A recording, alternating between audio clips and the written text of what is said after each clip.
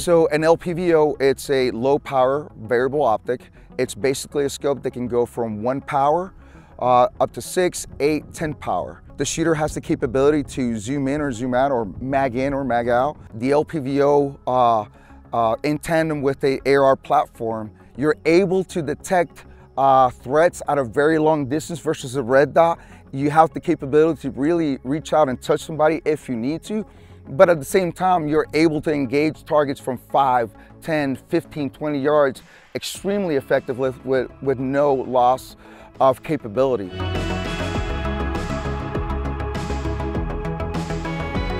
Well, my background's I'm a Ranger Regiment dude.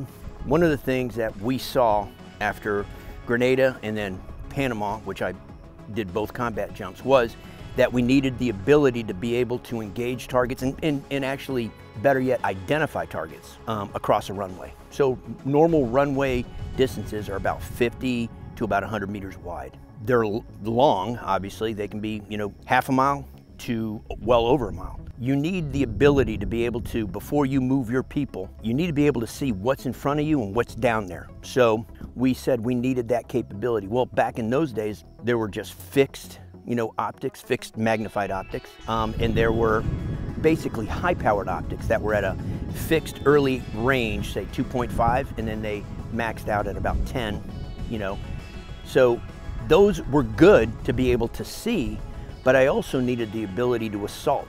That is, okay, there's also buildings on an airfield, so you have to enter and clear. We started looking at, all right, how do we fix that? And the way we landed was, well, the optic needs to vary from unity vision, 0, up to a set distance, say 6 power, 8 power, 10 power. The way we evolved into this was all of those things that I just talked about, and we landed on, okay, it can't be 0 right now. Technology's not quite there, but it can be just slight illumination to where when I engage at CQB distances, I can still see the red dot. I don't need to magnify it at all. I don't need to spin it up. I can have it all the way down, and I see enough of my field in my immediate threat distances from 0 to, say, inside of a room 5 to 7 meters out to 50 meters, maybe even 100 meters with that red dot, and then beyond that I can magnify up. So the intent is to gain an appreciation for what the LPVO is and what it isn't. It's not a sniper scope, number one. It is essentially just a variable optic, and that variable optic just means that from distances from 0 out to, say, 500 meters, I can vary the ability that I, as a shooter, my ability to be able to gather information, whether it's targeting information or just basically intelligence information. So basically what I'm doing with that LPVO is I'm maximizing my ability to see what I need to see and then be able to engage what I need to engage when I have to. But at the same time, let them gain an appreciation that that LPVO also allows them to fire and maneuver. It's not a static position scope like a sniper scope, for example. It is a scope that allows everything from CQB distances out to about, say, normal M4 engagement range. It's about 500 meters. So the way the class is laid out is we have, basically a flat range over here, and that flat range is out to about 20 meters, 25 meters, okay, and in.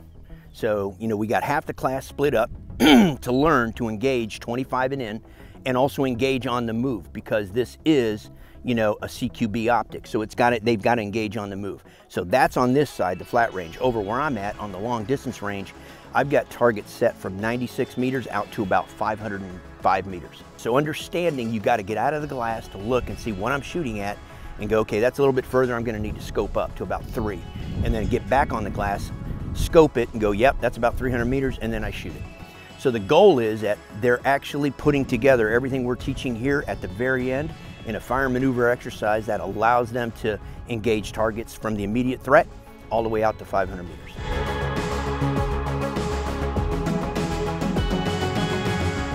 Yeah, so the prerequisites to coming out here, we want them to at least have, I think it's a minimum of 8 hours, maybe even 16 hours of previous training.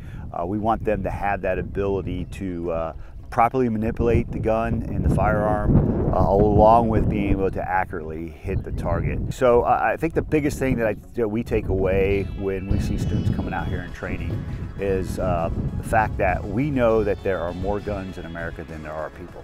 The problem is there's not that many people who are actually trained on their firearms. A lot of people just put them underneath the bed or something like that.